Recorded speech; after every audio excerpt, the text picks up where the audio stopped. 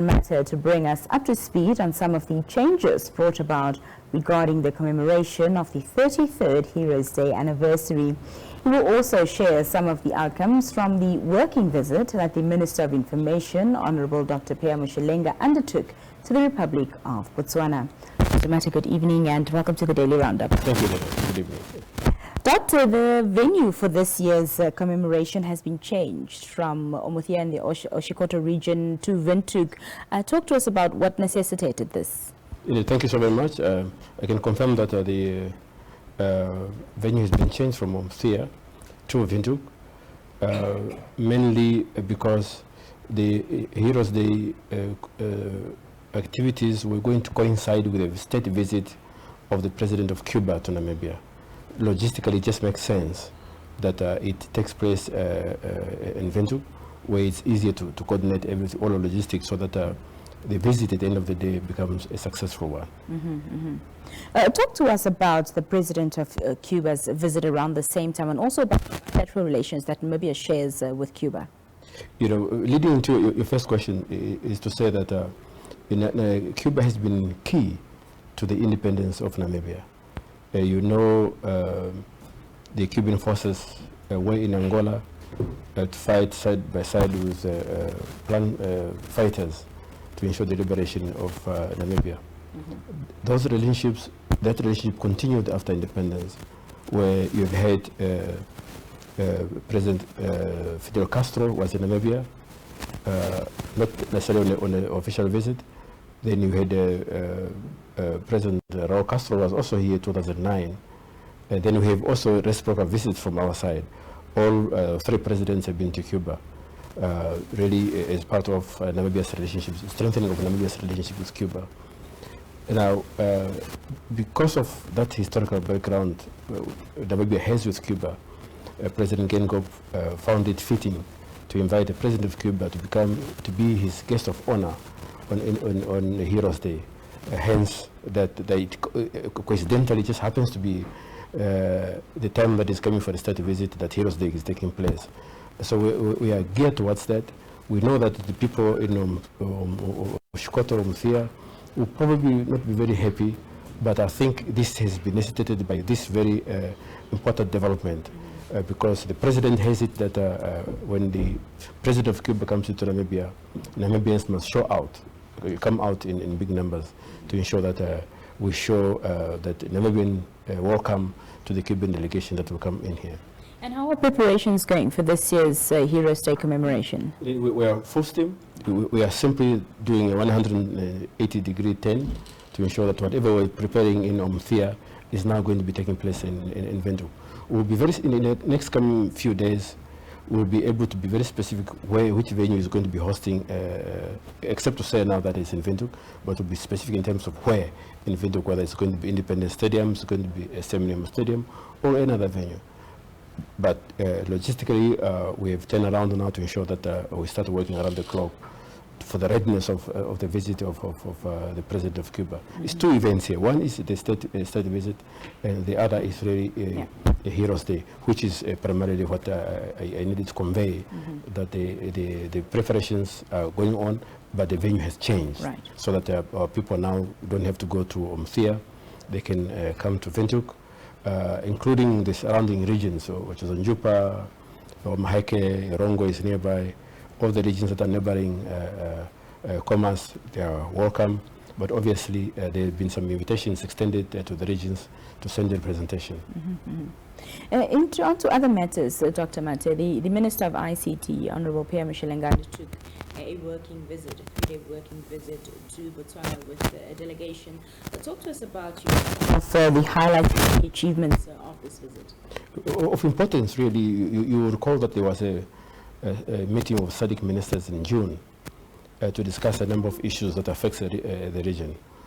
One of them was to create a single digital market for SADC.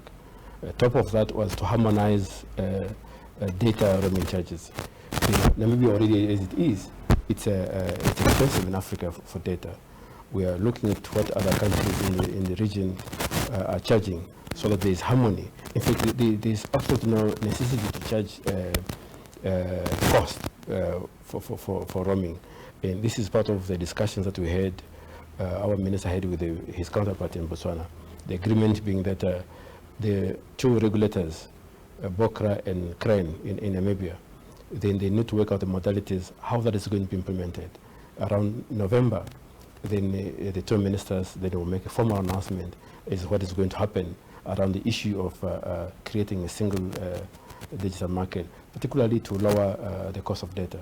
For example, the figures that we have now is that if an operator, an Namibian operator roams in Botswana, it's about $51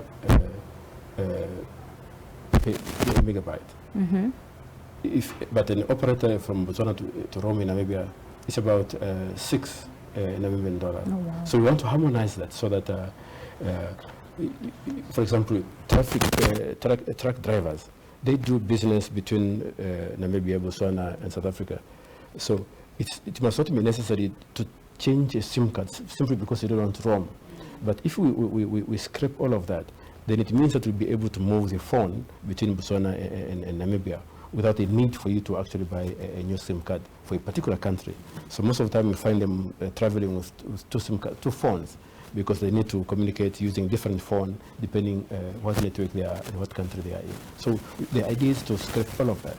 The other important outcome is that, Namibia is a leader in press freedom in Africa.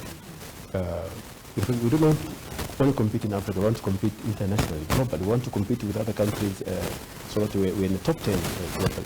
But the important lesson for Botswana is how Namibia has managed to be a leader all these years. We shared our experience along that. But what we also learned is the media from here, private and public, so that they can see how the media operates. And it was very encouraging to see the manner in which the media, not every media, but the generality of it, how government affairs are covered. And I think these are lessons that our journalists can also learn from their government. Were there any signed agreements entered into during this visit, Doctor? It was a purely benchmarking visit and to exchange areas of common agreement that in the end will culminate in a MOU. As you know, President Gengob visited Botswana last year, very successful visit. That resulted in us being able to move with an identity card between the two countries. I think that's significant. We don't talk about a lot about this, but this is a significant milestone. Out of that visit by President Gengob, our ministry then has to play our part to ensure that we cement the relations between our two countries. We have very similar cultural affiliations. You have people that speak common language between the two countries, not just one language, but many languages across the border. You're interested to know that if you are in Western Botswana, there is a significant number of Anama-speaking people in there. We have, again, on this side, upwards, we have Tswanas, we have Bayes, we have Subias across the border. So we are one people, and the president keeps talking about this every day. And I think we must make meaning out of that so that our two countries, people benefit out of it. Dr. Mathe, your final remarks this evening before we release you? We wanted to underscore the fact that Heroes Day is happening, Nottingham here. It's going to be an event. We'll be communicating continuously throughout the period so that people are informed better in terms of the pickup points, the exact venue, and also to highlight what will be the key activities on the program. Again, we know that people in Oshkoto will be disappointed. This is a major, a significant development that has come. We thought that we should receive the president. President Gengob needs to receive his brother president of Cuba so that they get a very warm Namibian welcome. Thank you so much, and thank you for your time this evening. Thank you. That was Dr. Audrin Mathe, who is the ED of the Ministry of ICT, speaking to us this evening. Let's take a look at our local news roundup, and our conversations continue after this.